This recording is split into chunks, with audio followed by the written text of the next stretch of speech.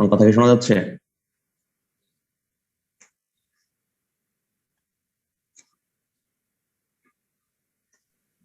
হ্যাঁ স্যার, আমরা শুনতে পাচ্ছি। স্যার ঠিক শুনতে আছে, পাচ্ছি স্যার। ওকে।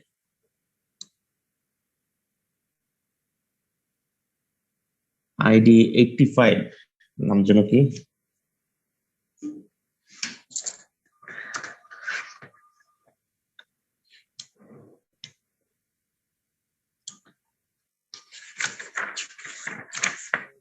ভাই বলে জসিমউদ্দিন স্যার। এমডি জসিমউদ্দিন, হ্যাঁ। জি স্যার। একই আছে? স্যার এখন মনে জয়েন করি না, মানে তাতে সারা দিছে তো। এ জয়েন করছে গতকাল রাত 9টায় না 10টায় দেখলাম। তো রাতে জয়েন করে কি লাভ, ডিউ টাইমে জয়েন না করে? স্যার আপনার ওটাতে 10 PM লেখা ছিল মেবি, এই জন্য ধর করছে কিনা কে জানে।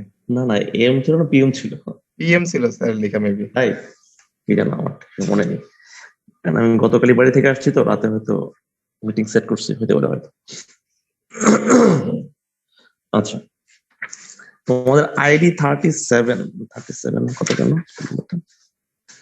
এমডি রোকন আলী একই ক্লাস করে? Sir ID 37। ক্লাস করে স্যার, ও তো প্রায় নিয়মিত ক্লাস করে স্যার। আচ্ছা, সে কি আজকে আছে? তারপর স্যার জানি না স্যার, আমাদের গত ক্লাসের একটু অ্যাবসেন্ট গুলো বললে একটু ভালো হতো। এই একজনই অ্যাবসেন্ট ছিল, স্যার বাকি ওই সবাই একটা পেল। স্যার কয়েকটা ক্লাস করছে স্যার, পরে আমাদের স্যার অনেকেরই স্যার অ্যাবসেন্ট। আমরা ক্লাস করছি কিন্তু স্যার আমাদের অ্যাবসেন্ট ছিল স্যার। টেনশন করো না। এই কারণে এরকম হয়েছে স্যার একটু। না না, আমার এখানে শুধুমাত্র 37 কে আমি অ্যাবসেন্ট দেখতেছি। সেজন্য জিজ্ঞেস করলাম যে এ কই। স্যার আসবে একটু করে, অন্য বেশি থাকলে তো স্যার আসবে একটু করে। আর বাকি সবাই প্রেজেন্ট ছিল। আচ্ছা, আর আমাকে একটা ছেলে মেসেজ করছে, তোমাদের অনেক সিনিয়র ভাই। তার আইডিটা যেন কত, 115 না কত যেন, ঠিক মনে নেই। আচ্ছা, 2015 ব্যাচের আপনার কাছে ইমরান। ওল্ড ব্যাচের নামগুলো বলবেন, আইডি গুলো ওল্ড ব্যাচের। এটা হচ্ছে ইমরান হোসেন, আইডি 151114, মানে 2015-16 সেশনের মনে হয়। এই ইমরান হোসেন কে আছে আজকে?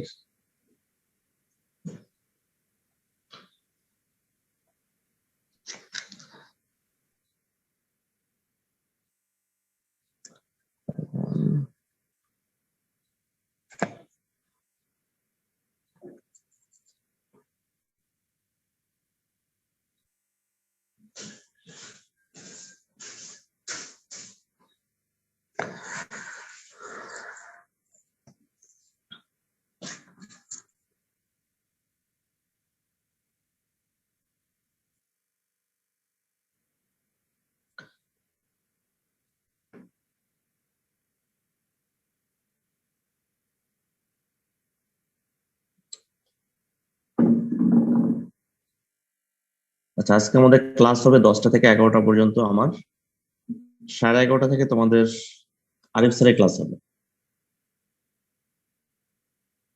যেহেতু আমাদের প্রতিদিন হচ্ছে 3 ঘন্টার সেশন, সো এক সপ্তাহ আমি 1 ঘন্টা ক্লাস নিব, বাকি 2 ঘন্টা হয়তো আরিফ স্যার নিবেন। আর এক সপ্তাহ হয়তো আমি 2 ঘন্টা নিবো, আরিফ স্যার হয়তো 1 ঘন্টা নেবেন। সো এইভাবেই তোমাদের ক্লাসটা আসলে ডিজাইন করা হয়েছে এখন।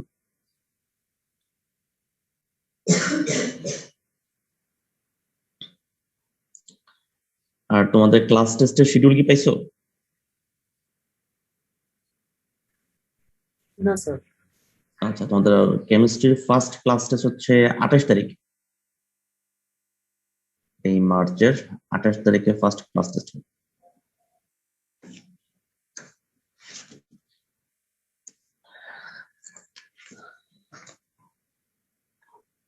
এই ছেলেটাকে 151123 উইলিয়াম চাক,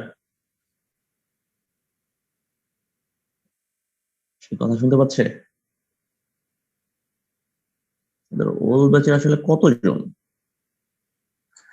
স্যার উনি ক্লাস করে কিন্তু ওনার সাথে কোনো কথা হয় নাই। হুম, সে কি বাংলা বুঝে নাকি? সমস্যা নেই। না, সে তো মোটামুটি অনেক ওল্ড ব্যাচের, 2015-16 এই সেশন। যেমন 171084 সে ক্লাস করে, শামীম হোসেন। আইডি কত জন্য 15 আর শামীম হোসেন 17। আর একটা ছিল 161087, ছেলেটা কোথায়?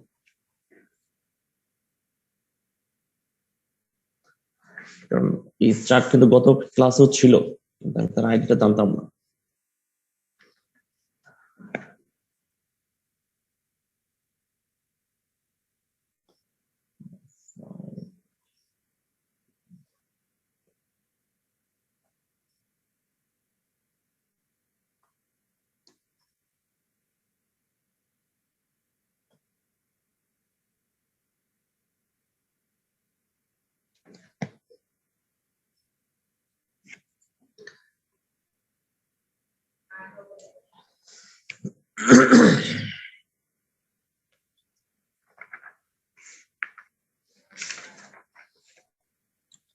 আমাদের ক্লাসে অ্যাটেন্ডেন্স কতটা নাকি? ওকে, ক্লাস শুরু করা যায়। তারিখ হচ্ছে 15 তারিখ।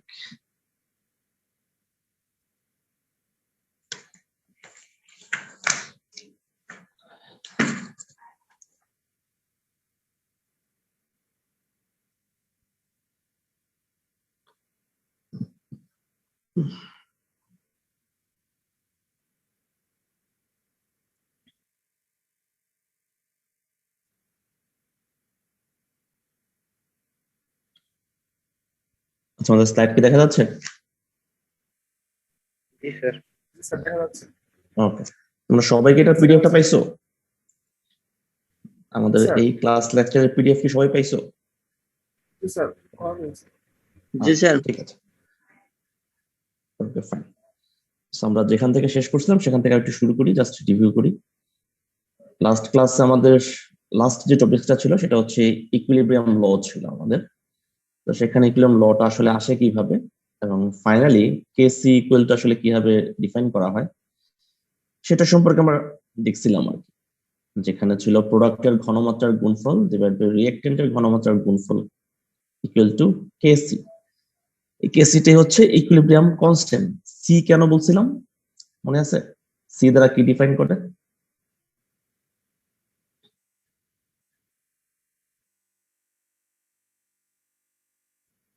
সি দ্বারা কি ডিফাইন করে আসলে? এই যে কে নিচে একটা ছোট করে সি দেওয়া, ইকুইলিব্রিয়াম কনস্ট্যান্ট কনসেন্ট্রেশন এটা ডিফাইন করে হচ্ছে কনসেন্ট্রেশন। কারণ এখানে রিঅ্যাকট্যান্ট প্রোডাক্ট সবাইকে আমরা কনসেন্ট্রেশন দ্বারা প্রকাশ করতেছি। এবং কনসেন্ট্রেশন লিখে কিভাবে? আমাদের রিঅ্যাকট্যান্ট বা প্রোডাক্ট যেটা তৈরি হবে সেটা যদি আমরা থার্ড ব্র্যাকেট দিই তাহলে সেটা হচ্ছে তার কনসেন্ট্রেশন। ঠিক আছে? সো এই চ্যাপ্টারে আরেকটা টার্ম ছিল মনে পড়ে, কেপি।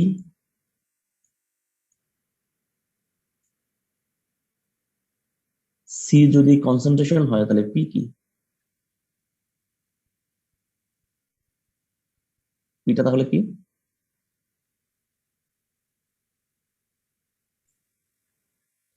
প্রোডাকশন প্রোডাকশন না, কেমিস্ট্রির ভাষায় সেটা হচ্ছে প্রেশার।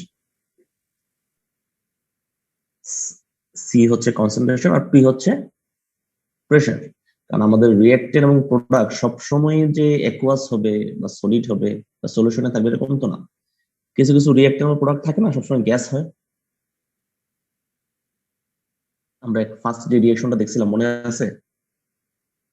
নাইট্রোজেন ডাইঅক্সাইড থেকে ডাইনাইট্রোজেন টেট্রাঅক্সাইড তৈরি হচ্ছে, বা নাইট্রোজেন টেট্রাঅক্সাইড থেকে নাইট্রোজেন ডাইঅক্সাইড তৈরি হচ্ছে। সবগুলো গ্যাস ছিল না? জি স্যার। সো যদি আমাদের রিঅ্যাক্টেন্ট বা প্রোডাক্ট যদি এরকম হয় যে গ্যাস, গ্যাসের ঘনমাত্রায় কিভাবে প্রকাশ করা যায়? আইদার কনসেন্ট্রেশন দিয়েও প্রকাশ করা যায় বা তাদের পার্শিয়াল প্রেসার দিয়েও প্রকাশ করা যায়। সো কেপিটা হচ্ছে যদি আমাদের প্রোডাক্ট এবং রিঅ্যাক্টেন্ট গ্যাস থাকে সেক্ষেত্রে আমরা সেটাকে প্রেসার দিয়েও প্রকাশ করতে পারি কেপি দ্বারা। সো এই টার্মটা আমাদের পরবর্তীতে আসতেছে আর কি, সেজন্য একটু তোমাকে জাস্ট হিন্টস দিয়ে রাখলাম।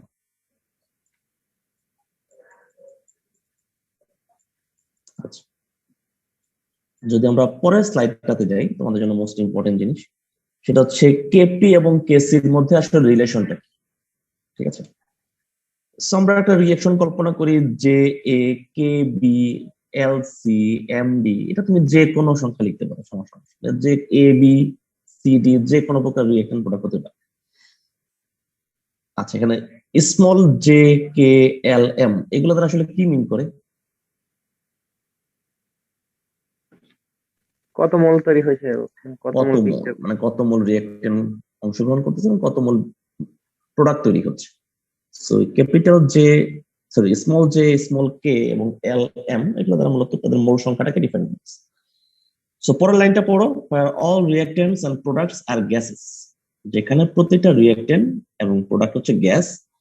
We can write the equilibrium constant expression in terms of partial pressure, একটু আগে যে বললাম পার্শিয়াল প্রেসারের কথা, যেখানে ঘনমাত্রা দেওয়া আছে।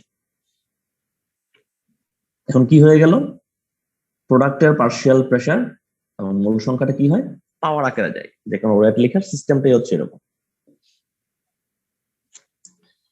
সো প্রোডাক্টের ঘনমাত্রা যেহেতু পার্শিয়াল প্রেসার যেহেতু বলতেছি আমরা কেপি, পার্শিয়াল প্রেসারের গুণফল ডিভাইডেড বাই রিঅ্যাকট্যান্টের পার্শিয়াল প্রেসারের গুণফল, যেটা আগে ছিল আমাদের এই অংশটা। দেখো এখানে কি দেওয়া ছিল,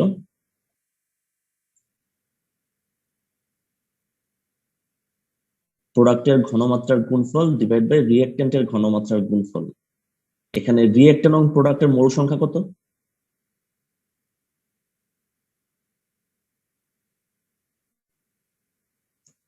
এর আগে কি আছে? সো আছে 1 স্যার। 1, বি এর আগেও 1, 1 সি এর আগেও 1, ডি এর আগে 1। তো এই পাওয়ারটাকে উপরে দেওয়া দরকার আছে, না স্যার। যার কারণে এখানে পাওয়ারটা আসলে দেয়। কিন্তু যদি সবসময় যে মোল সংখ্যা 1 হবে তা তো না, তাই না? মোল সংখ্যা ডিফারেন্ট হতে পারে না। So, আমাদের নেক্সট যে ইকুয়েশনটা জে কে এল এম, এটা আসলে যে কোনো মোল সংখ্যাকে ডিফাইন, এটা 1 হতে পারে, 2 হতে পারে, 3 হতে পারে, 4 5 6 7 চার তাই হতে পারে। তো এই ক্ষেত্রে মোল সংখ্যা সবসময় পাওয়ার আকারে যাচ্ছে। ইকুয়েশনটা ওইটার মতোই, ওখানে ঘনমাত্রা দিয়ে দেওয়া ছিল, এখানে পার্শিয়াল প্রেসার দিয়ে দাও, এই হচ্ছে পার্থক্য। পরে কি, এখন ইকুয়েশনের পরে লেখাটা দেখো, assume all these gases constituting the equilibrium mixture obey the ideal gas equation। Okay, ideal gas ইকুয়েশনটা জানো না, PV equal to nRT। হ্যাঁ স্যার, জানি স্যার। ওকে, সো এটাকে যদি একটু সিম্পলিফাই করি, P সমান সমান N বাই V RT লেখা যায়। হ্যাঁ sir. PV equal to nRT ছিল, জাস্ট ভিটাকে পাবো। N মানে কি, N এর একক কি? মোল স্যার। মোল। আর V এর একক কি? Litre. Metre cube litre. V এর একক হচ্ছে লিটার, মিটার কেও লিটার যাই বলো, সমস্যা। তাহলে মোল পার লিটার দ্বারা আসলে কি মিন করে? ঘনমাত্রা না? জি স্যার, ঘনমাত্রা। মোল পার লিটার, হ্যাঁ মোলারিটি বা ঘনমাত্রা যাই বলি না কেন, মোলার ঘনমাত্রা। ওকে, where N by V is the molar concentration, thus the partial pressure is individual gas A, B, C, D, R. So এই ইকুয়েশনটাতে যদি আমরা A এর ক্ষেত্রে বলি, A এর partial pressure N by V এর পরিবর্তে থার্ড ব্র্যাকেট A কি লেখা যায়?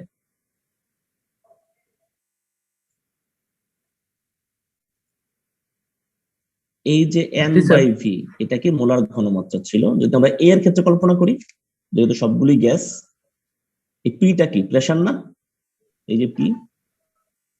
সো পি এর হচ্ছে এ এর পার্শিয়াল প্রেসার সমান সমান এ এর ঘনমাত্রা ইনটু আরটি, লেখা যায় এই লাইনটা?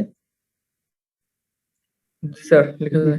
ওকে, একইভাবে বি এর ক্ষেত্রেও লেখা যায় সেম জিনিস, সি এর ক্ষেত্রেও লেখা যাবে এবং ডি এর ক্ষেত্রেও লেখা যাবে সেম কথা।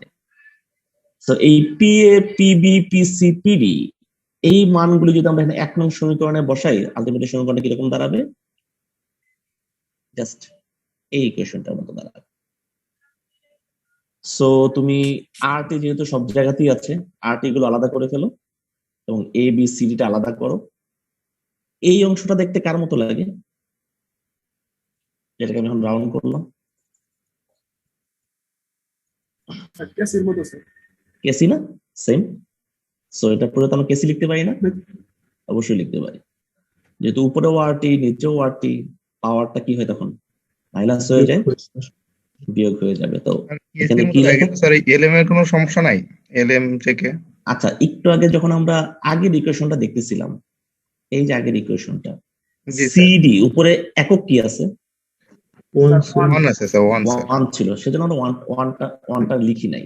ওয়ান এখানে মূল বলার জন্য সংখ্যাটা কি? L M J K. এল মানে কত? এটা ইনফিনিটি, যে কোনো সংখ্যা হতে পারে, আমরা স্পেসিফিকলি লিখি নাই আর কি। যার কারণে সরাসরি আমরা কেসি লিখতেছি। যদি এরকম কোনো রিয়াকশন হয়, স্পেসিফিক কোনো রিয়াকশন দিয়ে দেওয়া থাকে যেখানে এল এর মান 1, এম এর মান 1, তাহলে আলটিমেটলি ওটাই হবে। যদি এল এম এর মান ডিফারেন্ট হয় তাহলে এটাও ডিফারেন্ট হবে, স্বাভাবিক ব্যাপার। এটা ইন জেনারেল একটা ইকুয়েশন বলা হচ্ছে। ওকে, সো প্রোডাক্টের মোল সংখ্যার সমষ্টি বিয়োগ রিঅ্যাকট্যান্টের মোল সংখ্যার সমষ্টিকে ডেল এন দ্বারা প্রকাশ করা হয়। অনেক সময় দেখা যায় তোমাকে বলা হয় কেপি এবং কেসির মধ্যে রিলেশন এস্টাবলিশ করো, কোশ্চেনটা এভাবে আসতে পারে। অনেক সময় দেখা যায় prove that KP equal to KCRT del N, এটাও আসতে পারে।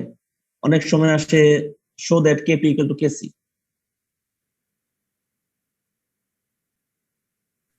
তার লাস্ট লাইনটা একটু স্যার আবার বললে ভালো হতো স্যার। আচ্ছা, কোনটা? এই লাইনটা? লাস্ট লাইন কেপি, জি স্যার, জি স্যার। আচ্ছা, রিঅ্যাকট্যান্টের মোল সংখ্যার সমষ্টি ডিভাইড বাই প্রোডাক্টের মোল সংখ্যার সমষ্টিটাকে আমরা ডেল এন দ্বারা প্রকাশ করি। যদি এরকম কোনো রিঅ্যাকশন আসে যে রিঅ্যাকশনে রিঅ্যাকট্যান্ট প্রোডাক্টের মোল সংখ্যার সমষ্টি 0, যেমন একটা স্পেসিফিক এক্সাম্পল লিখি।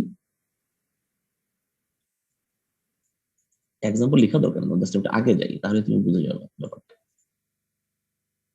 এই যে বিক্রিয়া, এই যে বিক্রিয়া, এখানে রিঅ্যাকট্যান্টের মোল সংখ্যা কত? এখানে কত আছে? এখানে কত আছে?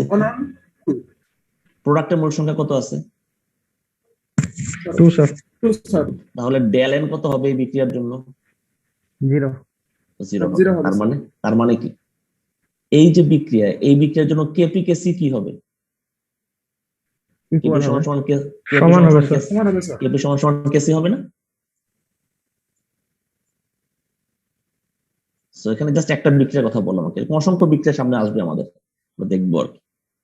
সো ওই সকল বিক্রিয়ার ক্ষেত্রে যখন ডেল এন এর মান 0 হবে তখন কেপি ইকুয়াল টু কেসি হবে। সো যদি তোমাদের কখনো পরীক্ষাতে আসে show that KP equal to KC, just প্রমাণটা এইভাবে আসে, prove that KP KC R T del n, পুরোটাই আসলো, and in which case kp equal to kc. So in which case যখন বলবে del n equal to 0, তোমাকে অবশ্যই একটা এক্সাম্পল সেখানে দিতে হবে। তুমি del n মানে 0 দিলে kp kc হয় এটা তো জানো, ঠিক আছে, কিন্তু একটা এক্সাম্পল দিয়ে দিলে তোমার আনসারটা আরো সুন্দর হয়। স্যার একটু আগে যে এক্সাম্পলটা দেখাইছেন ওটা দিলে জাস্ট তো ওই হবে। এক্সাম্পলটা দিলেই হবে, সমস্যা। আচ্ছা ঠিক আছে। ঠিক আছে স্যার যদি এখানে কখনো- স্যার কেপিতে স্যার ওই যে PC to the power L, P to the power M, তার মানে এটা কিছু আমরা মানে যে কোনো কিছুই ই করতে পারবো। এল এম জে কে এর পরিবর্তে এ থেকে জেড পর্যন্ত যা ভালো লাগে তোমার, তুমি সবকিছু ইউজ করতে পারো। এক্স্যাক্টলি জে কে এল এম দিতে হবে, ইট নট নেসেসারি, তোমার যেটা ভালো লাগে। ক্লিয়ার? স্যার এটা একটু আরেকবার আরেকটু রিভাইজ করি। এখানে একটা বিক্রিয়া দেওয়া হচ্ছে জেনারেল করে, যে J A K B equilibrium L C M D. তোমার জে কে এল এম মুখস্থ রাখতে হবে এমন কথা নাই, তুমি A B C D E F থেকে শুরু করে জেড পর্যন্ত যেটা ভালো লাগে ওটাই দিতে পারো। আর এ বি সি ডি এটার পরিবর্তেও জে কে এল এম তোমার যা ভালো লাগে তুমি সবকিছু ইউজ করতে পারো, কিন্তু যেটা ইউজ করো ওভারঅল সব জায়গাতেই সেটা ইউজ করতে হবে। এটাই হচ্ছে পার্থক্য। মুখস্থ করার জিনিস না, এটা জাস্ট একটা জেনারেল একটা রিঅ্যাকশন দেখানো হয়েছে, যেখানে জে কে এল এম এগুলো হচ্ছে রিঅ্যাকট্যান্ট এবং প্রোডাক্টের মূল সংখ্যা, এ বি সি ডি হচ্ছে রিঅ্যাকট্যান্ট এবং প্রোডাক্ট। আমরা ধরে নিচ্ছি সবগুলি হচ্ছে গ্যাসিয়াস, রিঅ্যাকট্যান্ট এবং প্রোডাক্ট সবই হচ্ছে গ্যাস। তো যদি সবগুলি গ্যাস হয় তাহলে তার পার্শিয়াল প্রেসার কনস্ট্যান্ট কেপিটা কিভাবে লেখা যায়? আমরা লিখতে পারি প্রোডাক্টের পার্শিয়াল প্রেসারের ঘনমাত্রার গুণফল ডিভাইড বাই রিঅ্যাকট্যান্টের পার্শিয়াল প্রেসারের ঘনমাত্রার গুণফল। একটা জিনিস মনে রাখো, যখন আমরা পার্শিয়াল প্রেসারটা দিচ্ছি এখানে কোন ব্র্যাকেট ইউজ করতেছি? ফার্স্ট ব্র্যাকেট ফার্স্ট, এটা হচ্ছে ফার্স্ট ব্র্যাকেট। যখন আমরা ঘনমাত্রা দিচ্ছি তখন third bracket third third bracket. bracket। এই জিনিসটা জাস্ট মাথায় রেখো, কারণ পরীক্ষাতে অনেক সময় দেখা যায় পার্শিয়াল প্রেসার যখন দেয় তখন দেয় সেকেন্ড ব্র্যাকেট, থার্ড ব্র্যাকেট, মানে যা মনে চায় তাই দিতেছে। আর ঘনমাত্রা দেওয়ার সময় ধরো এটা একই অবস্থা। তো অনেকে বলে না যে স্যার আমি ফুল মার্কস আনসার করলাম, মার্কস কেন কম আসে? সো এইসব কারণে মার্কস আসলে কম আসে। আনসার করে সবাই, কিন্তু সবাই আসলে 1 মার্কস পায় না, কারণ ছোটখাটো জিনিসগুলোতে ভুল হয়। Okay fine. সো আমরা পার্শিয়াল প্রেসার যেহেতু লিখলাম, আমরা ধরে নিচ্ছি সকল gas ideal gas equation follow করে। সো আইডিয়াল গ্যাসের ইকুয়েশনটা কি ছিল? P V equal to nRT. তো সেটাকে সিম্পলিফাই করলে কি লেখা যায়? পি সমান সমান N by V RT. So N by ভিটা আসলে কি? এটা হচ্ছে মোলার কনসেন্ট্রেশন। আমরা জানি যে কোনো রিঅ্যাকট্যান্টকে যদি থার্ড ব্র্যাকেটের ভিতরে রাখা হয় সেটাকে মোলার কনসেন্ট্রেশন বলা হয়। সো এর ক্ষেত্রে পি আমরা কি লিখতে পারি? পার্শিয়াল প্রেসার অফ এ সমান সমান মোলার ঘনমাত্রা অফ এ ইন্টু আরটি। একইভাবে বি এর ক্ষেত্রে সেম জিনিস লেখা যাবে, সিডি সবগুলি সেম। সো এই মানগুলি যদি আমরা এখানে 1 নং সমীকরণে বসাই, সো ইকুয়েশনটা দাঁড়াবে আলটিমেটলি কেপি সমান সমান এরকম একটা ইকুয়েশন দাঁড়াবে। তো এখান থেকে আমরা এ বি সিডিটাকে আলাদা করি এবং আরটি যেহেতু উভয় ক্ষেত্রে সমান সমান আরটিটাকে আলাদা করে ফেলি। সো এই ইকুয়েশনের প্রথম যে পার্ট, এই পার্টটা দেখতে কার মতো লাগতেছে? এই পার্টটা হচ্ছে কেসির মতো। সো আমরা এই পার্টের পুরো সরাসরি কেসি লিখতে পারি। যেহেতু তোমার উভয় পক্ষে আরটি আছে, জাস্ট আরটি সেটাতে পাওয়ারটা কি হবে? ভাগাকারে থাকলে সেটা বিয়োগ হয়ে যায়। এই প্রথম অংশটা কি? প্রথম অংশটা হচ্ছে প্রোডাক্টের মোল সংখ্যার সমষ্টি এবং পরের অংশটা হচ্ছে রিঅ্যাকটেন্টের মোল সংখ্যার সমষ্টি।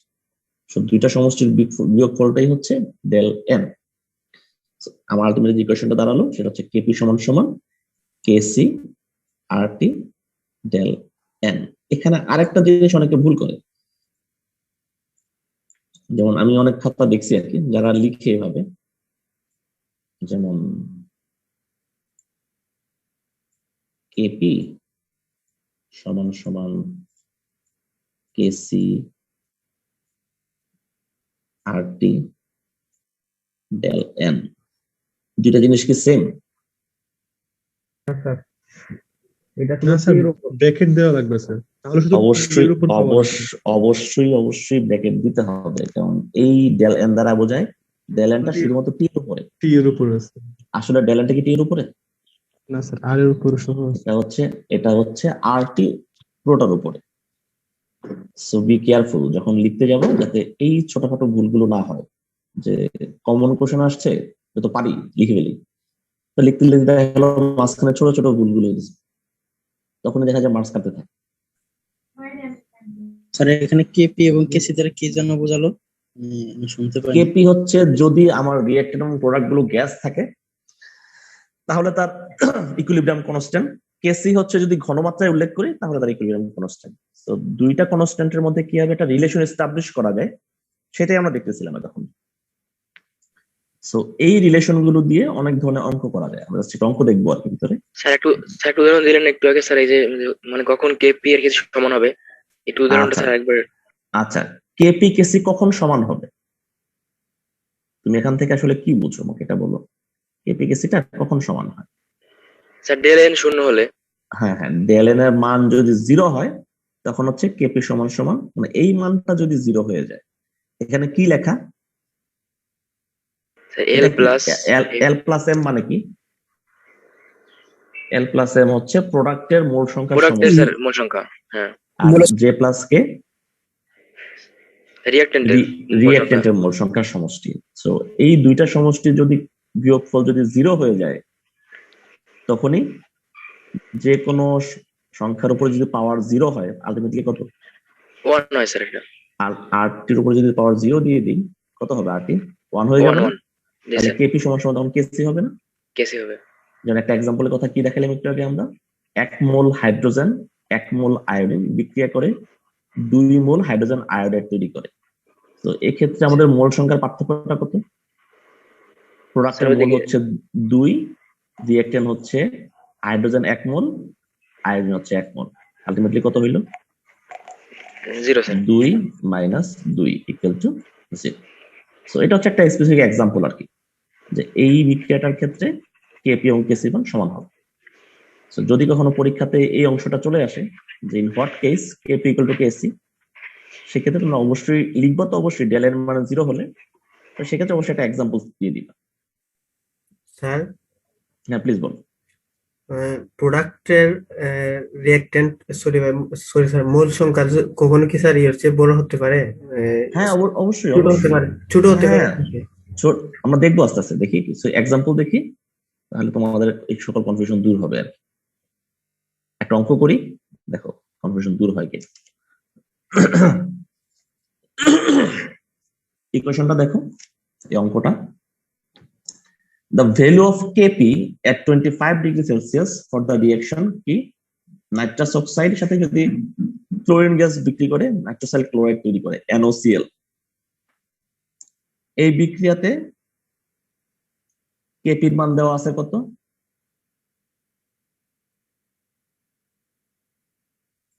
Kp এর মান দেওয়া হচ্ছে 1.9 into 10⁻³ Calculate the value of Kc at the same temperature. So আমরা ইকুয়েশন কি জানি? Kp equal to Kc RT del N, খুব সহজ ইকুয়েশন জানি আমরা। T দেওয়া আছে 25, এটাকে কেলভিনে কনভার্ট করো, হয়ে যাবে কত? 298। এবং এই সকল অঙ্ক করার সময় সকল ক্ষেত্রে আমরা আর এর মানটা লিটার অ্যাটমসফিয়ার পার মোল পার কেলভিন 0.0821 এই ইউনিটটা ইউজ করব। আর অনেকগুলো মান আছে না, 8.314 আছে, 0.0821 স্যার অনেকগুলো ভ্যালু আছে। অনেকগুলো ভ্যালু আছে, কিন্তু আমরা যখন কেপিকেসির ইকুয়েশন গুলো করবো সকল ক্ষেত্রে এই মানটা ইউজ করব, 0.0821। ক্লিয়ার? ওকে, এখানে কে যেন বলতেছিল না স্যার ডেল এর মান মাইনাস হয় কিনা, একটু আগে যেন কোশ্চেন করতেছিল না যে প্রোডাক্টের মোল সংখ্যা কম হয় কিনা, এটা তো কম হচ্ছে। জি স্যার। দেখতেছো এখানে -1 যে,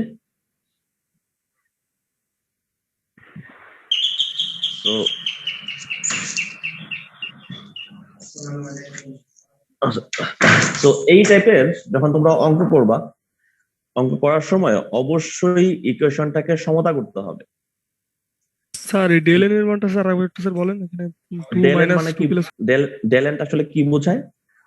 ডেল এনটা এটাকে আমরা কি দেখলাম? প্রোডাক্টের মোল সংখ্যার সমষ্টি বিয়োগ রিঅ্যাকট্যান্টের মোল সংখ্যার সমষ্টি, তাই না? এখানে প্রোডাক্টের মোল সংখ্যা কত?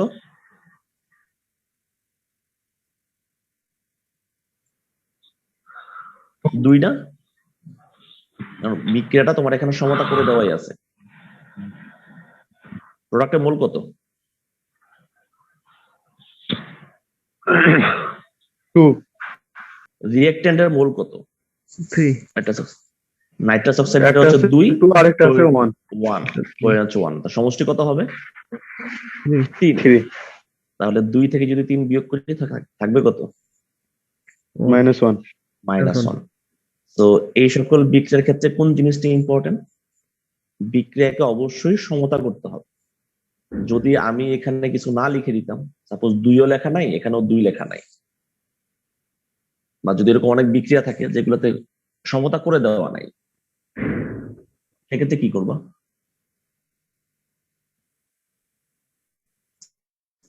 ফার্স্টে তোমাকে অবশ্যই সমতা করতে হবে, কারণ সমতা না করলে কি হবে? ডেল এর মানটা পাবো না। সমতা না করলে তুমি ডেলের মান পাবা না, আলটিমেটলি তোমার যে রেজাল্ট আসবে রেজাল্ট আসলে ভুল আসবে। কারণ স্যার -1 হলো কিভাবে বুঝলাম না স্যার। -1 কি হবে তুমি বুঝো নাই? এপাশে ওই 2NO আর Cl2 ওই দুইটা একসাথে যোগ হবে না? হ্যাঁ, প্রোডাক্ট তো ওইটাই, রিঅ্যাকট্যান্ট তো ওইটাই। তাহলে পাশে 2+1 কিভাবে স্যার? ইকুয়েশন এটা বুঝছো? এটা কি লেখা? ও ঠিক আছে স্যার, ঠিক আছে। এটা কি, দাদা কি বোঝাচ্ছে? স্যার শেষের দুইটার যে সহগ আর কি, ওই দুইটার মানে যোগফল বিয়োগ প্রথম। প্রোডাক্টের মোল সংখ্যার যোগফল বিয়োগ রিয়েক্টেন্ডের মোল সংখ্যার যোগফল বা সমষ্টি, দুটাই বলো। জি স্যার, আর কি উল্টোই, আমি ভাবছি আর কি প্রথম থেকে শেষের দিকে। না না না, এটা হচ্ছে প্রোডাক্টের মোল সংখ্যার সমষ্টি বিয়োগ রিয়েক্টেন্ডের মোল সংখ্যার সমষ্টি। রিঅ্যাক্টরের মোল। তো এই দুইটা সমষ্টি যখন তুমি বিয়োগ করবা তখন তোমাকে যেটা বের হবে সেটাই হচ্ছে ডেল এন। সো এই জিনিস যদি মাথায় থাকে তাহলে এটাও বোঝার কথা। সো এরকম অঙ্ক আসলে কি পারা যাবে মোটামুটি? বা একটা অঙ্ক দেখি। স্যার এখানে টেম্পারেচার কি সেম থাকা লাগবে? লিখে দেওয়া আছে, calculator KC at the same temperature 25 degree Celsius. হ্যাঁ বলো। হ্যাঁ বলো। কেসি এর ইউনিট কি হবে স্যার? আমরা যে মানটা বের করছি ওই মানটার ইউনিট কি দেবো স্যার? কেসির আসলে ইউনিট ওভাবে দেওয়াটা একটু ডিফিকাল্ট, ইউনিট না দেওয়া ভালো। কেন ভালো সেটা বলো, কেন দিব না? কারণ অনুপাত আকার আছে তাই। অনুপাত আকারে আছে তো, এটা এক এক সময় এক এক রকম আসতে পারে। এই সকল কারণে কেসির মান বা কেপির মানও এখানে পার অ্যাটমসফিয়ার দিছে তো, না দেওয়া ভালো। তুমি অনেক সময় অনেক অঙ্কে লিখা দেখবা যে নিউমেরিক্যাল ভ্যালু।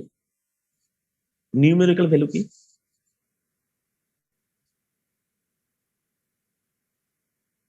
আমরা একটা অঙ্ক দেখে দেখা লিখা আছে এরকম কিছু একটা। যদি কোথাও বলে শুধুমাত্র নিউমেরিক্যাল ভ্যালুটা বের করার জন্য, সেটা মানে শুধুমাত্র মানটা বের করো, কোনো একক লিখতে হবে না। কারণ একক এগুলাতে কনস্ট্যান্ট না, এককটা চেঞ্জ হবে। কারণ যদি এই যে কেসিটা লিখতেছি, উপরে কেপির মান যদি এখানে পার অ্যাটমসফিয়ার না দিয়ে এখানে অ্যাটমসফিয়ার পার স্কোয়ার দেই বা পার কিউব দেই, কারণ প্রোডাক্ট রিঅ্যাক্টেন্ট কোন অবস্থায় আছে আমরা তো জানি না। সো এই সকল ক্ষেত্রে ইউনিটটা ব্যবহার না করা ভালো। পরের একটা एग्जांपल দেখো। At 60 degrees Celsius and a total pressure of 1 atmosphere, dinitrogen tetroxide is 50% dissociated into nitrogen dioxide. Calculate the value of Kp at this temperature. Question বুঝছো? বলা হচ্ছে 60 ডিগ্রি। দেখাই যাচ্ছে না। তোমাদের সবগুলো পিডিএফ পাঠানো হয়েছে না? তো আছেই। আচ্ছা স্যার এটা তো আমরা পাইনি। তোমাকে পুরো লেকচার শিটের পিডিএফ পাঠানো হয়েছে। জি স্যার, আপনি দিয়েছেন প্রথম ক্লাসে। সবাইকে দেওয়া হয়েছে। তোমাদের সিআর কে পাঠানো হয়েছে, সিআর তোমাদের সবাইকে পাঠিয়েছে।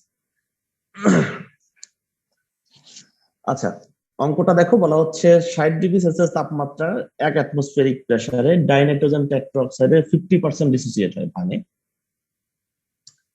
এই বিক্রিয়ার কেপির মান কত? ইকুয়েশনটা উপরে সমতাকরণ করে দেওয়াই আছে, আমাকে জাস্ট কেপিটা বের করতে হবে। ওকে, সো সমতাকরণ থেকে কি দেখা যায়? 1 মোল নাইট্রোজেন ডাইঅক্সাইড থেকে কয় মোল নাইট্রোজেন তৈরি হয়? 2 মোল। 1 মোল ডাইনাইট্রোজেন টেট্রাঅক্সাইড থেকে 2 মোল নাইট্রোজেন ডাইঅক্সাইড তৈরি হচ্ছে। Let us have 1 mole of dinitrogen tetroxide to start with, of which X mole dissociated at equilibrium. Then the moles of dinitrogen tetroxide and nitrogen dioxide at equilibrium is, এই অংশটা বুঝো? এই যে এখানে এই অংশগুলো লিখছে। আচ্ছা আমরা ধরে নিচ্ছি একটা বিক্রিয়া, ডাইনাইট্রোজেন টেট্রাঅক্সাইড সেখান থেকে নাইট্রোজেন ডাইঅক্সাইড। বিক্রিয়া থেকে কি দেখা যায়?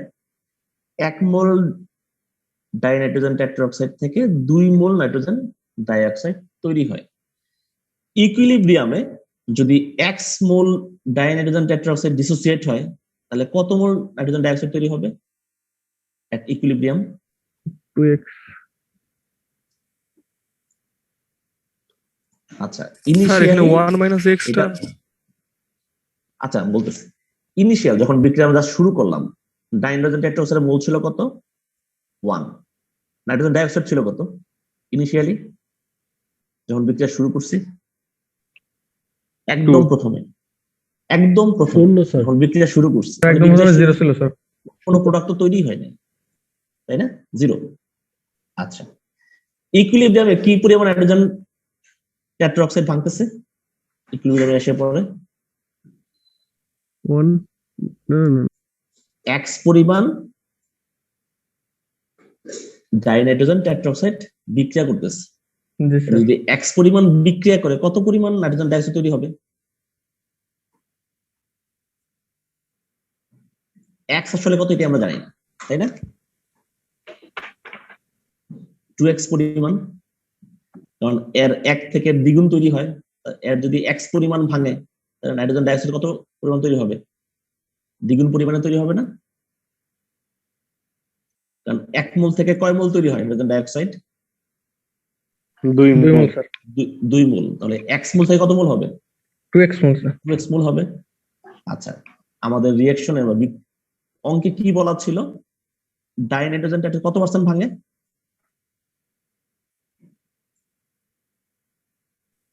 অর্ধেক 50%। অর্ধেক, 50% ডিসোসিয়েট।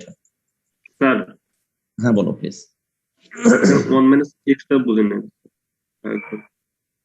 যখন বিক্রিয়া তুমি শুরু করছো না, ডাইনাইট্রোজেন টেট্রাঅক্সাইড কতটুকু দিয়ে শুরু করছো? 1 মোল দিয়ে, তাই না? জি স্যার। আচ্ছা, তখন কোনো প্রোডাক্ট কি তৈরি হয়েছে বিক্রিয়া শুরু করার সময়? তৈরি হয় না, জিরো। যখন বিক্রিয়াটা ইকুইলিব্রিয়ামে আসলো, ডাইনাইট্রোজেন টেট্রাঅক্সাইড এক্স পরিমাণ বিক্রিয়া করে ফেলছে। তো ওই ইকুইলিব্রিয়ামে এখন ডাইনাইট্রোজেন টেট্রাঅক্সাইড আছে কতটুকু? আর তাহলে 1 থেকে বাকি x 1 থেকে 1 যদি বাকি বিয়োগ দিয়ে দিই, বাকি যেটা থাকলো সেটা ইকুইলিব্রিয়াম অবস্থান আছে, তাই না? জি স্যার। এক্স পরিমাণ বিক্রিয়া করে ফেলছে। আর বিক্রিয়াটা সমতাকরণ যেহেতু আছে, আমরা জানি যে 1 মোল ডাইনাইট্রোজেন টেট্রাঅক্সাইড থেকে 2 মোল নাইট্রোজেন ডাইঅক্সাইড তৈরি হয়। এখন যদি x মোল ডাইনাইট্রোজেন টেট্রাঅক্সাইড বিক্রিয়া করে তাহলে কয় মোল নাইট্রোজেন ডাইঅক্সাইড তৈরি হবে? 2x মোল। ওকে, অঙ্কে আমার বলে দেওয়াই আছে ডাইনাইট্রোজেন টেট্রাঅক্সাইড 50% ডিসোসিয়েট। তাহলে x এর মান কত? 0.5 যদি 50% 0.5 মোল। সো এখান থেকে কি মানগুলো বের করা যায়? 2x সমান কত? তো 1 মোল হবে। 1 minus x 0.5 mole. That is the mole of dinitrogen tetroxide and nitrogen oxide presence in ratio. কত রেশিওতে আছে মোল গুলো? 1:2 রেশিওতে আছে। এটা বুঝছো এই অংশটা, এই লাইনটা? জি স্যার বুঝতে পারছি। ওকে। The partial pressure of dinitrogen tetroxide 1/3, এটা বুঝো? বোঝার কথা মনে হয় নাকি? পার্শিয়াল জি প্রেসার স্যার মানে কি? এগুলা বুঝি। এটা তো সহজ জিনিস, কঠিন কিছু না। একই হবে, partial pressure nitrogen dioxide total pressure divide by তার কতটুকু অংশ। কেপি ইকুয়েশনে আমরা কি জানতাম? প্রোডাক্টের পার্শিয়াল প্রেসার ডিভাইড বাই রিঅ্যাকট্যান্টের পার্শিয়াল প্রেসার। জাস্ট মানগুলো বসো, আলটিমেটলি যেটা বের হইলো এটা হচ্ছে আমাদের ডিজায়ার আনসার। এখানে কোন অংশকে বুঝো নাই? আসলে সমস্যাটা হচ্ছে তোমাদের সকলের ব্যাকগ্রাউন্ড তো সেম না। অনেকে ধরো সায়েন্স ব্যাকগ্রাউন্ড থেকে যারা আসো তাদের জন্য হয়তো জিনিসটা বোঝাটা অনেকটা ইজি হয়। অনেকে হয়তো স্যার এখানে পার্শিয়াল প্রেসারটা আরেকবার একটু স্যার পার্শিয়াল প্রেসারটা একটু বলেন স্যার। আচ্ছা, পার্শিয়াল প্রেসারের কথাটা বলি। এখানে আমাদের রিঅ্যাকট্যান্ট এবং প্রোডাক্ট সবগুলোই কি গ্যাস না? জি মানে কি? গ্যাস। আমাদের রিঅ্যাকট্যান্ট এবং প্রোডাক্ট সবগুলো হচ্ছে গ্যাস। এবং এই বিক্রিয়াটা হচ্ছেটা কোথায়? যেহেতু গ্যাস, যদি রিঅ্যাকট্যান্ট প্রোডাক্ট সবগুলি গ্যাসিয়াস থাকে এবং ইকুইলিব্রিয়ামে আসতে হয়, বিক্রিয়া হতে হবে কোথায়? অবশ্যই ক্লোজ ভেসেলে, অবশ্যই আবদ্ধ পাত্রে হতে হবে। Okay fine. গ্যাসের ধর্ম কি? ধরো তোমাদের ক্লাসে গ্যাস দেওয়া না, সম্পূর্ণ আয়তন দখল করবে। ধরো এই পরিমাণ তোমরা গ্যাস দেওয়া। একটা ক্লাসে সবাই ক্লাস করতেছো, আর সো হঠাৎ করে মাঝখানে ওদের আগুন লাগিয়ে দেওয়া হবে ক্লাসের ভিতরে। সবাই কি করবা? বের হওয়ার চেষ্টা করবা না ক্লাস থেকে? যে বের হই, কি দিয়ে বের হবা? দরজা দিয়ে বের হবা। সো তোমাদের ক্লাসে যে সবচেয়ে শক্তিশালী, সে ওই দরজায় যে পরিমাণ প্রেসার দিতে পারবে, যে সবচেয়ে কম শক্তিশালী তার প্রেসার কি সমান হবে? ধরো দরজাতে ওভারঅল প্রেসার দেওয়া হচ্ছে 1 অ্যাটমসফিয়ারিক প্রেসার দিচ্ছ সবাই মিলে। So, যে সবচেয়ে শক্তিশালী তার প্রেসারটা কি হবে? সবচেয়ে বেশি হবে না? ওভারঅল প্রেসারে তার অংশ বেশি থাকবে না? প্রেসারের অংশ, বা তুমি দুজনকে কল্পনা করো, দুজন মিলে কোথাও ধাক্কা দিচ্ছ, তো দুজনের ধাক্কা কি সমান? যদি দুজন শক্তি ডিফারেন্ট হয়। এখানে নাইট্রোজেন ডাইঅক্সাইড আর ডাইনাইট্রোজেন টেট্রাঅক্সাইড দুজনের চেহারা কি সেম? না স্যার। দুজন ভিন্ন না? So, দুইজন জি, যখন স্যার। গ্যাস যখন প্রেসার দেবে, দুজনের প্রেসার কি সমান হবে? না স্যার। অবশ্যই সমান হবে না। ওভারঅল প্রেসার কতটুকু? টোটাল প্রেসার হচ্ছে,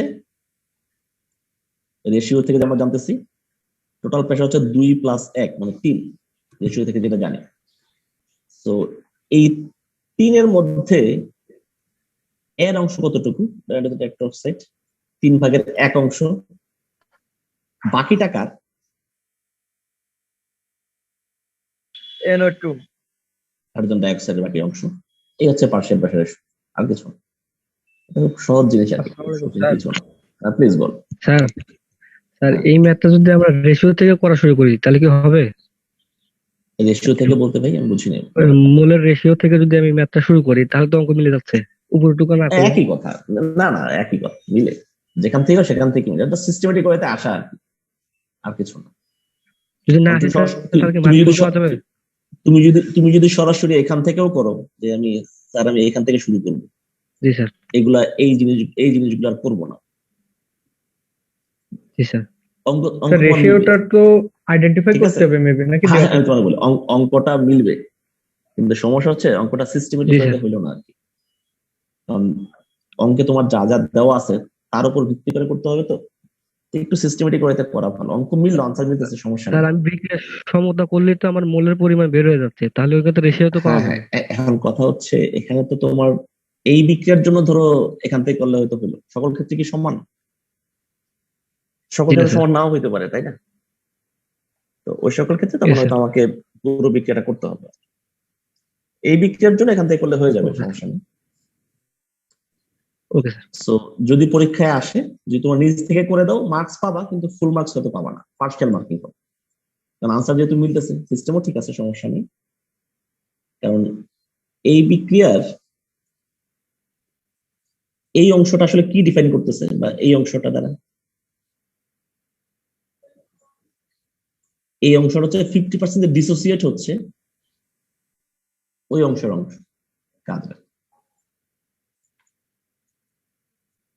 সো অঙ্কটা যদি কখনো পরীক্ষাতে আসে অবশ্যই পুরোটা করতে হবে, তাহলে ফুল মার্কস পাবা। যদি মনে করো যে না আমি জাস্ট রেশিও থেকে করে দিলাম, সেক্ষেত্রেও হবে, কিন্তু মার্কসটা হয়তো সেক্ষেত্রে পার্শিয়াল মার্কিং। ওকে, একটু নতুন জিনিস দেখি। এতক্ষণ ধরে আমরা অঙ্ক দেখলাম, তো আমরা জাস্ট এক্সপ্রেশন দেখবো এখন, যে কোন কোন বিক্রিয়ার জন্য কেপি এবং কেসি অ্যাপ্লিকেবল। আচ্ছা, কেপি আমরা কখন বলতেছিলাম? যদি রিয়েক্টেন্ট এবং প্রোডাক্ট আমাদের গ্যাস থাকে তখন ধরো কেপি আসে। কেপি মানে কি? পার্শিয়াল প্রেসার কনস্ট্যান্ট বা প্রেসার যেটাই বলো, প্রেসার কনস্ট্যান্ট। সো প্রেসারটা কখন আসবে? যখন রিয়েক্টেন্ট বা প্রোডাক্টে কেউ গ্যাস থাকবে। যদি গ্যাস না থাকে তাহলে কেপি কি আসবে? না স্যার। সেক্ষেত্রে কি আসবে? শুধুমাত্র কেসি আসবে। আমরা জাস্ট কিছু ইকুয়েশন দেখো, এখানে রিঅ্যাকশন দেখা আছে। হাইড্রোজেন ফ্লোরাইড AQ মানে কি? মানে কি? জলীয় দ্রবণ। তরল বললে ভুল হবে, জলীয় দ্রবণ আসলে দ্রবণ আকারে আছে।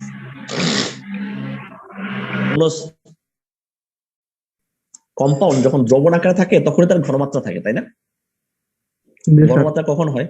একটা দ্রব থাকে, একটা দ্রাবক থাকে, মিক্সড করলে তখন সেটার ঘনমাত্রা আমরা বলতে পারি যে দ্রাবকের তুলনায় দ্রবক কি পরিমাণে আছে। আচ্ছা, এরপরেরটা কি? পানি। এল মানে কি? লিকুইড। ওকে, এরপরে লিকুইড মানে কি? এর ঘনমাত্রা কত? লিকুইড 100% পানি। যেখানে 100% পানি তার ঘনমাত্রা থাকে, সেটাকে 1 ধরা। ওকে, পরে হচ্ছে হাইড্রোনিয়াম আয়ন H3O একুয়াস, মানে তার একটা ঘনমাত্রা আছে। পরে কি ফ্লোরাইড আয়ন F মাইনাস, এটাও একুয়াস, তারও একটা ঘনমাত্রা আছে, সে জলীয় দ্রবণে আছে। ওকে, সো 1 নং এই বিক্রিয়াটার জন্য কোন কেপি কি হবে? কোন গ্যাস আছে কোথাও 1 নং না ইকুয়েশনে? স্যার, হবে না স্যার। তাহলে এই বিক্রিয়াটার জন্য কোনো কেপির ইকুয়েশন হবে না, কেপির এক্সপ্রেশন হবে না। কি হবে? শুধুমাত্র কেসি হবে স্যার। 1 নং এর জন্য শুধুমাত্র কেসি হবে, তাই না? সো কেসি কিভাবে লিখি আমরা? প্রোডাক্টের ঘনমাত্রার গুণফল ডিভাইড বাই, লিখেন এভাবে, মনে আছে? জি স্যার। প্রোডাক্টের ঘনমাত্রার গুণফল ডিভাইড বাই রিঅ্যাকট্যান্টের ঘনমাত্রার গুণফল, ঠিক আছে? বুঝতেছো? জি স্যার। ওকে, যদি এই পর্যন্ত লিখে দাও, ওকে ফাইন। ফার্স্ট এটা কি লিখছে? Because there are no gas presence, KP does not apply and we have only KC. Clear এই লাইনটা? যেহেতু আমার জি স্যার। বিক্রিয়ায় কোনো গ্যাস নাই, সেহেতু এক্ষেত্রে কোনো কেপি ইকুয়েশন হবে না, এক্সপ্রেশন হবে না। কি হবে? শুধুমাত্র কেসি এক্সপ্রেশন হবে। কেসিটা কিভাবে লিখবো? প্রোডাক্টের ঘনমাত্রার গুণফল ডিভাইড বাই রিঅ্যাকট্যান্টের ঘনমাত্রার গুণফল। এখানে একটু কারেকশন আছে, সেটা দেখো। Hydrogen fluoride is a weak acid, so that the amount of water consumed in acid ionization is negligible compared with the total amount of water present as solvent. Thus, we can rewrite the equilibrium constant as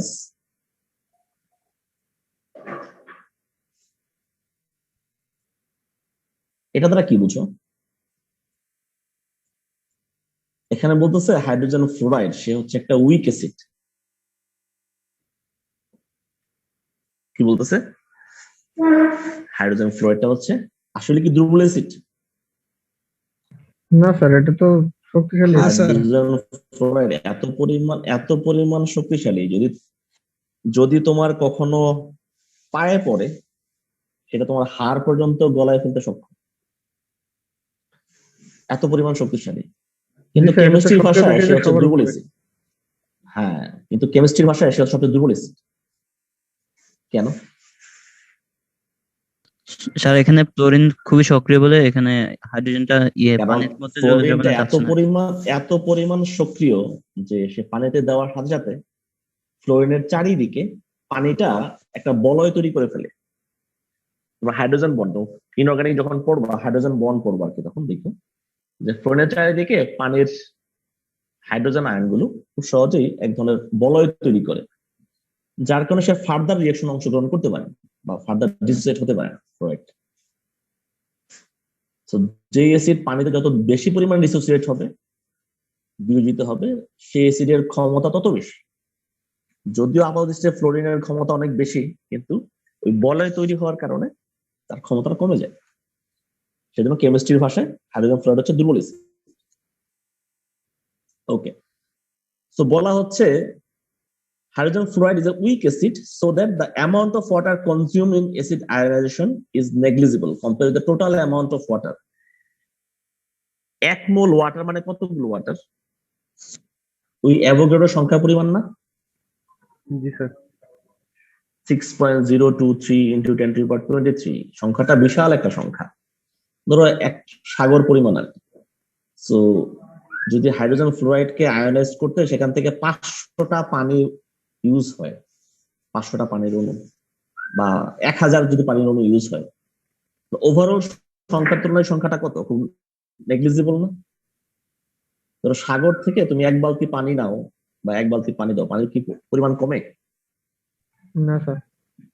so অ্যাভোগাড্রোর সংখ্যা থেকে যদি 500টা তুমি water নিয়ে নাও, তাহলে ultimate overall সংখ্যায় কোনো পার্থক্য হইলো, তারতম্য হইলো? একেবারে যে হয়নি তা না, 0.0000000 দিয়ে তুমি লাস্ট হয়তো একটা সংখ্যা পাবা, কিন্তু ওভারঅল সংখ্যার তুলনায় ওই সংখ্যাটা কি খুবই নেগলিজিবল একটা সংখ্যা। তার মানে বিক্রিয়ার আগে এবং বিক্রিয়ার পরে পানির ঘনমাত্রা কোনো চেঞ্জ হয় না। সো সেটাকে কনস্ট্যান্ট ধরা যায়, আলটিমেটলি কেসির ইকুয়েশন রিরাইট করে কিভাবে লেখা যায়? কেসি সমান সমান প্রোডাক্টের ঘনমাত্রা ডিভাইড বাই রিঅ্যাকট্যান্টের ঘনমাত্রা, কিন্তু পানিটাকে বাদ দেওয়া হয়েছে, খেয়াল করছো? 1 বিদায় স্যার। 1 সেই কারণে পানিটা কেন বাদ দিয়ে দিচ্ছি। তো যদি তুমি উপরেরটা লিখো সেটাও যে ভুল তা না, কিন্তু মেইনটা হচ্ছে নিচেরটা। এই একটা ইকুয়েশন কি ক্লিয়ার?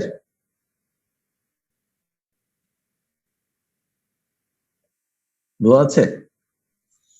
স্যার 1 নং ইকুয়েশনে শুধু কেসি হলো কেন? যদি কারণ 1 নং ইকুয়েশনে কোনো গ্যাস নাই, কোনো গ্যাস আছে এখানে? একটা হচ্ছে একুয়াস, লিকুইড, একুয়াস, একুয়াস, কোন গ্যাস আছে? যদি গ্যাস কোথাও কি থাকে গ্যাস? তাহলে যদি গ্যাস থাকে তখনই কেবল কেপি হবে, যদি গ্যাস না থাকে সহজ হিসাব, কোনো কেপি হবে না। কারণ কেপি কি? প্রেসার কনস্ট্যান্ট বা পার্শিয়াল, যাই বলো না পার্শিয়াল প্রেসার কনস্ট্যান্ট। তো প্রেসারটা তখনই আসবে যখন রিঅ্যাকট্যান্ট বা প্রোডাক্ট কোনো একটা গ্যাস থাকবে। আমরা 2 নং ইকুয়েশনটা দেখো, ইকুয়েশন 2 বি নাম্বারটা।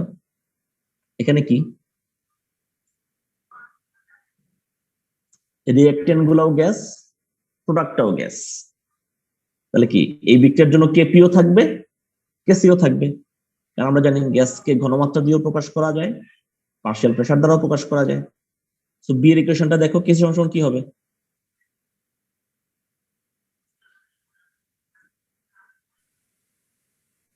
কেসি কি হবে? প্রোডাক্টের ঘনমাত্রা ডিভাইড বাই রিঅ্যাকট্যান্টের ঘনমাত্রা রিঅ্যাকট্যান্টের ঘনমাত্রা গুণফল। একই হবে কেপি কি হবে? প্রোডাক্টের পার্শিয়াল প্রেসার ডিভাইড বাই রিঅ্যাকট্যান্টের পার্শিয়াল প্রেসার গুণফল। এই যে এখানে 2টা দিছে না, এই দেখছো? তুমি যখন লিখবা ফার্স্ট ব্র্যাকেট দিয়ে উপরে 2 দিয়ে দিও, তাহলে দেখতে সুন্দর হয়। আর এটা যে ভুল তা না, তবে ফার্স্ট ব্র্যাকেট দিয়ে দেওয়া ভালো।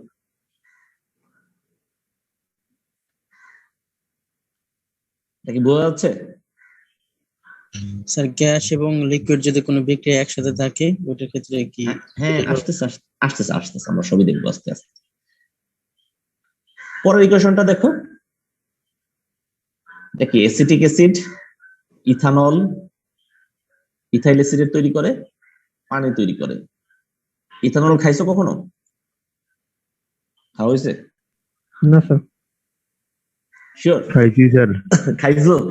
কই খাইছো এটা? স্যার ফল ফাঁকা দিতে এটা তেল অ্যালকোহল তো বিয়ারে থাকে। আর খেয়েছে হয়তো মনে নেই। আচ্ছা, খাইছো মনে নাই? আচ্ছা, অ্যালকোহলের মধ্যে শুধুমাত্র ইথানলটাই খাওয়া যায়, তাও হাইস্ট হচ্ছে 40%, যেটা হুইস্কিতে থাকে। নর্মাল বিয়ারে হয়তো 7%, 5%, 8% থাকে। বা অনেক সময় দেখা যায় আমাদের যে কাশির ওষুধগুলো থাকে, তুস্কা বা অনেক ধরনের ওষুধ, বা ফেন্সিডিল, এটা এক ধরনের কাশির ওষুধ, এই সকল ওষুধগুলোতে অনেক সময় অ্যালকোহল মিশানো থাকে, যার কারণে ওষুধ খাওয়ার পরে ঘুম আসে প্রচন্ড। সো কেমিস্ট্রি যখন ল্যাব করবা, যদি তোমাকে ইথানল দেওয়া হয়, সো মনের খুশি তারা খায় ফেলে না, কারণ কেমিস্ট্রি ল্যাবে যে ইথানলটা থাকে সেটা আসলে কমার্শিয়াল গ্রেড, খাওয়ার জন্য না। কারণ যে ইথানলটা খাওয়ার জন্য আমদানি করা হয় সেটার ট্যাক্স হচ্ছে অলমোস্ট 400% বা 800% ট্যাক্স দিতে হয়। আর কমার্শিয়াল গ্রেডে যেটা থাকে, যেখানে অনেক ধরনের কেমিক্যাল মিক্সড করা থাকে, যেমন পিরিডিন মিক্সড করা থাকে, বেনজিন মিক্সড করা থাকে, যেগুলো কার্সিনোজেনিক, যার কোনো সেটা আসলে এডিবল না, খাওয়া যাবে না। ওকে স্যার ডিনেচার অ্যালকোহল এটা স্যার, কি বলো? স্যার ডিনেচার অ্যালকোহল ওটা যেটা ডিনেচার কমার্শিয়ালি বানা হয়। হ্যাঁ হ্যাঁ, এক্স্যাক্টলি। ওকে, স্যার ওটা খাইলে কি সমস্যা হয় বেশি? এখানে বললাম না, কিছু কিছু কেমিক্যাল দেওয়া থাকে পিরিডিন বা বেনজিন, যেগুলো হচ্ছে বিষাক্ত স্যার। কার্সিনোজেনিক, মানে এগুলো ক্যান্সার তৈরি করতে সাহায্য করে, বিষাক্ত, এগুলো খাওয়া যায়। সো কেমিস্ট আসলে খাওয়ার অনেক প্রসেস বের করা যায়। আমরা পার্শিয়াল ডিস্টিলেশন করে ইথানলটাকে আলাদা করতে পারি। আর এরাও চালাক আছে অবশ্য, কারণ পার্শিয়াল ডিস্টিলেশন তুমি যে করবা, এটা হচ্ছে এদের বয়লিং পয়েন্ট হিসাব করতে হয় আর কি। ইথানলে বয়লিং পয়েন্ট হচ্ছে 78, বেনজিনে বয়লিং পয়েন্ট 78.5, মানে এত কাছাকাছি। এই সামান্য পরিমাণ ডিফারেন্স করতে গেলে তোমাকে খুব হাইলি সফিস্টিকেটেড ইনস্ট্রুমেন্ট হতে ইউজ করতে হবে। তো ওইটা করে তুমি ইথানল সেপারেট করে পরে গিয়ে খাবা, এটা আসলে খুব একটা ভালো উপায় আচ্ছা না। স্যার, দোকানে গিয়ে কিনে খাওয়াটাই দোকানে গিয়ে কিনে খাওয়াই ভালো, খেতে ইচ্ছা করবে। আচ্ছা আমরা একটু পরে আসি। হ্যাঁ, সো এক্ষেত্রে কেসিটা কি হবে? প্রোডাক্টের ঘনমাত্রার গুণফল ডিভাইড বাই রিঅ্যাকটেন্টের ঘনমাত্রার গুণফল। আমার প্রোডাক্টে কি আছে?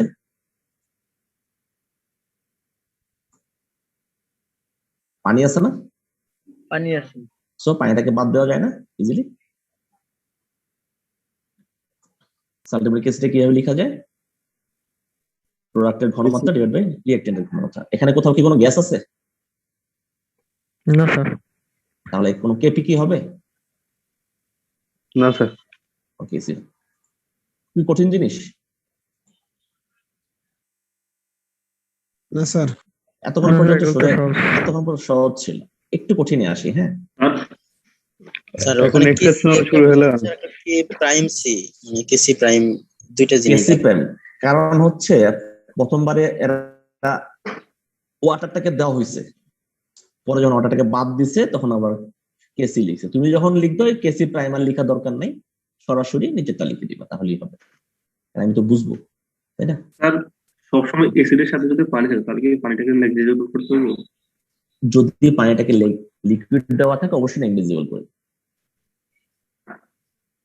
তো এটা কোশ্চেনটা কিরকম থাকতে পারে? এরকম বিক্রিয়া থাকবে, আমাদেরকে কেসি কেপি নির্ণয় করতে হবে। তোমাকে কোশ্চেন হচ্ছে জাস্ট বিক্রিয়া, হ্যাঁ বিক্রিয়াগুলো দেওয়া থাকবে, বলা হবে কোন বিক্রিয়ার জন্য কেপি এবং কেসির এক্সপ্রেশন অ্যাপ্লিকেবল। জাস্ট ইকুয়েশনটা লিখতে হবে। লিকুইড বা অ্যাকুয়াস তিনটা দেওয়া থাকে, গ্যাস এগুলো তো 6 মার্ক। আচ্ছা সাপোজ ধরো এই কোশ্চেনটা তোমাকে দেওয়া হলো, এটাতে দেওয়া হলো 6 মার্ক। তার মানে কি কেপির এক্সপ্রেশন কেসির এক্সপ্রেশন লিখলে প্রতিটার জন্য 1 মার্ক করে দেবে। সো যেটাতে গ্যাস নাই, কেপি নাই, তার মানে কি এই যে তুমি এই লাইনটাতে লিখবা কেপি ডাজ নট অ্যাপ্লাই, এই লাইন লেখার জন্য তুমি 1 মার্ক পাবা। আর কেসির যে ইকুয়েশনটা লিখবা সেটার জন্য আরো 1 মার্ক, 2 মার্ক। বি এর জন্য কেসির এটার জন্য 1 মার্ক, এটার জন্য আরো 1 মার্ক, কত হইলো? 4 মার্ক। পরেরটার জন্য যে কোনো কেপি নাই ওটা তুমি লিখতেছো সেটার জন্য 1 মার্ক, 5 মার্ক। আর কেসির যে ইকুয়েশন তুমি লিখবে সেটার জন্য আরো 1 মার্ক, 6 মার্ক। তো এইভাবে ইকুয়েশনটা দেওয়া থাকে, কেপি কেসির এক্সপ্রেশনটা লিখলেই সেটার জন্য মার্কস পাওয়া যায়। এতক্ষণ পর্যন্ত যা দেখছো সেগুলো হচ্ছে সহজ আর কি, একটু কঠিন যাই। হ্যাঁ আমাদের টাইমও শেষ হয়ে আসতেছে, একটু কঠিনে যাই। আচ্ছা এখানে ডাই অ্যামোনিয়াম সেলেনিয়াম দেওয়া আছে, এটা হচ্ছে একটা সলিড। এখান থেকে অ্যামোনিয়া গ্যাস তৈরি হয়, হাইড্রোজেন সেলেনিয়াম তৈরি হয়, এটা হচ্ছে গ্যাস। কোন কম্পাউন্ড যখন সলিড থাকে তার ঘনমাত্রা থাকে? না স্যার। একটা জিনিস সলিড ঘনমাত্রা কখন আসবে? যখন সে সলিউশনে থাকে, দ্রবীভূত তাই না? অবস্থায় থাকে। জি স্যার। যখন দ্রবীভূত অবস্থায় থাকে। যদি সে দ্রবীভূত অবস্থায় না থাকে তার কোনো স্পেসিফিক ঘনমাত্রা থাকে না। সো এই ক্ষেত্রে এর ক্ষেত্রে আমরা কি লিখবো? কেসি কিভাবে লিখবো? প্রোডাক্টের ঘনমাত্রার গুণফল ডিভাইড বাই রিঅ্যাকটেন্ট। কি রিঅ্যাকটেন্ট হচ্ছে সলিড, আলটিমেটলি সেটা হচ্ছে কনস্ট্যান্ট 1। কেসিটা দেখছো? শুধুমাত্র গ্যাসটা আসতেছে। একইভাবে কেপির ক্ষেত্রে কি হবে?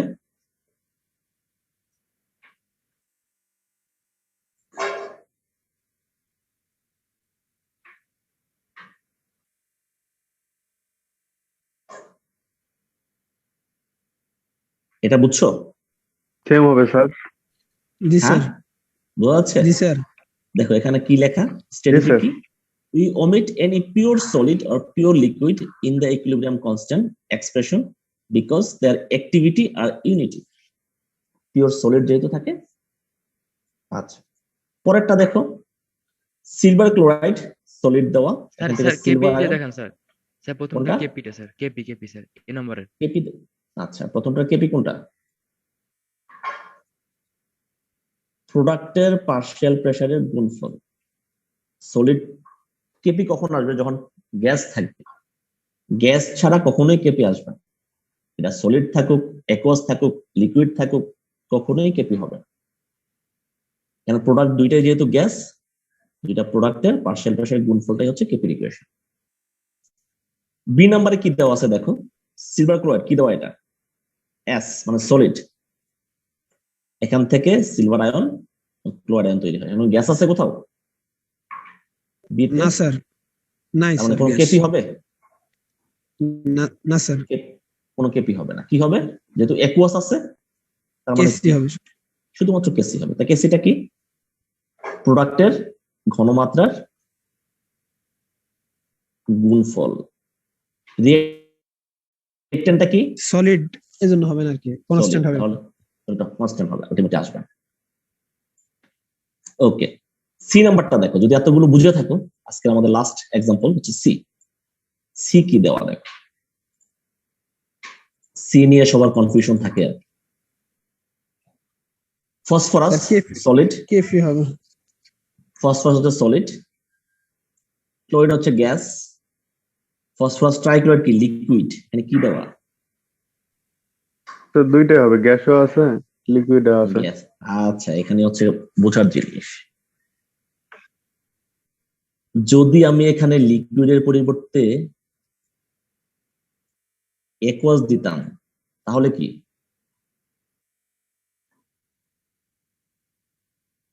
তখন তার একটা ঘনমাত্রা থাকবে, তাই না? অ্যাকুয়াস দিলে জি স্যার, একটা ঘনমাত্রা থাকবে। ফসফরাস ট্রাইক্লোরাইড লিকুইড, তার মানে কি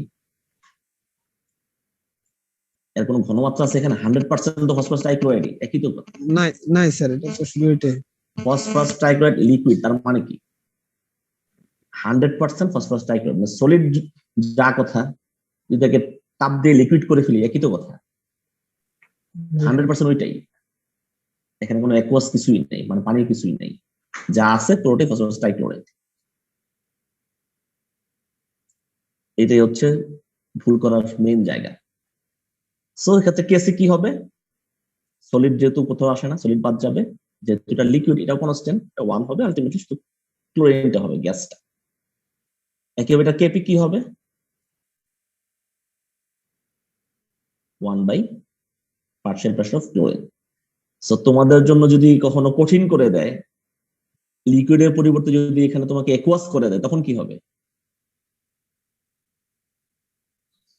তাহলে ফসফরাস ট্রাইক্লোরাইড ঘনমাত্রা থাকবে স্যার, ঘনমাত্রা থাকবে। এখানে আমি অ্যাকুয়াস করে দিই, অ্যাকুয়াস লিখে দিলাম, তখন কেস ইকুয়েশনটা কি হবে উপরে?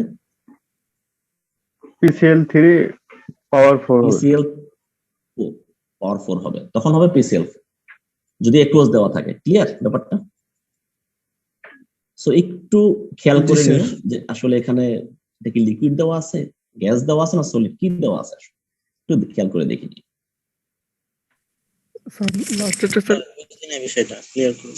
আচ্ছা, লাস্ট এখানে ফসফরাস ট্রাইক্লোরাইড সে কি আকারে আছে? সে কি সলিড আকারে আছে, লিকুইড আকারে আছে, না অ্যাকুয়াস আকারে আছে, কি আকারে আছে? এল। এল মানে কি? লিকুইড। লিকুইড।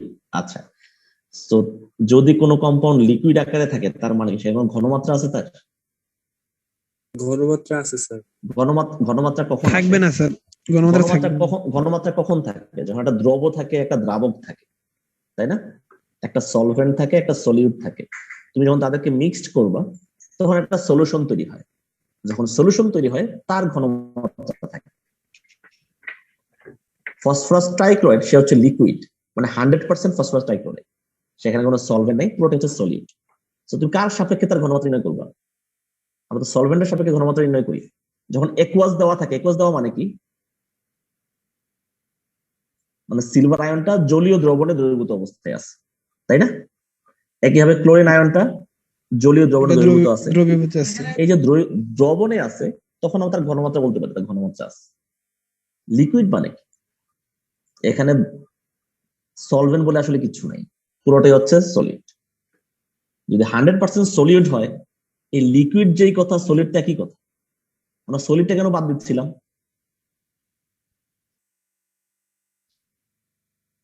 সলিডটা কেন বাদ দিচ্ছিলাম?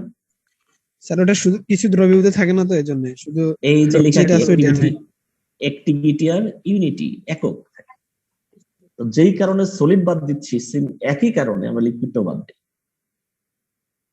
সো তোমাদেরকে যদি কখনো কনফিউজ করে দেয়, এখানে লিকুইড বলে যদি অ্যাকুয়াস দিয়ে দেয়, তখন হচ্ছে ঝামেলা। তো যদি আমি এখানে একুয়াস দেই, ইকুয়েশন কি হবে কেসির ইকুয়েশনে? তাহলে ঘনমাত্রা চলে আসবে স্যার, ঘনমাত্রা চলে PCl3 হ্যাঁ 4 চলে আসবে আর কি। হ্যাঁ, আর তাহলে কেপি কি হবে?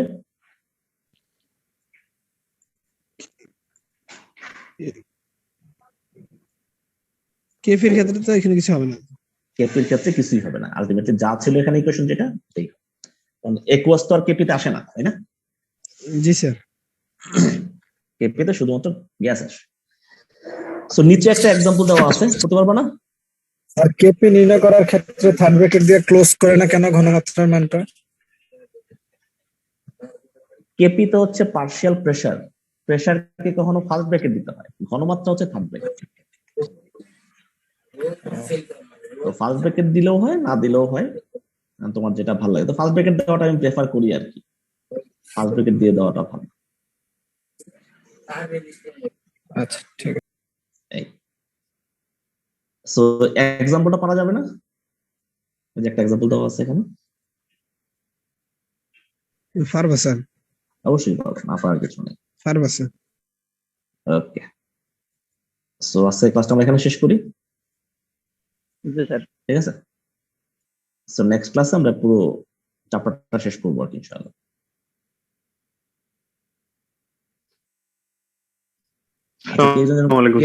কোশ্চেন করতেছিল, এটা কোন রাইটারের বই কেউ বলো তো ভাই। আচ্ছা, এখানে দুইটা রাইটারের বই থেকে আসলে জিনিসগুলো কালেক্ট করা হয়েছে, একটা হচ্ছে বলতুলির বই থেকে, একটা হচ্ছে রেমন চেং এর বই থেকে। দুইটা থেকে কালেক্ট করে তোমাদেরকে নোট আকারে সাপ্লাই করা হয়েছে, তোমাকে বেশি পরিশ্রম করতে না হয়, এই আর কি। তো তোমরা একটু কিছুক্ষণ ব্রেক নাও, 11:30 থেকে তোমার স্যার ক্লাস নেবে। তো সবাই অনেক ভালো থাকো। হ্যাঁ, জি স্যার, আসসালামু আলাইকুম। আসসালাম, বাই।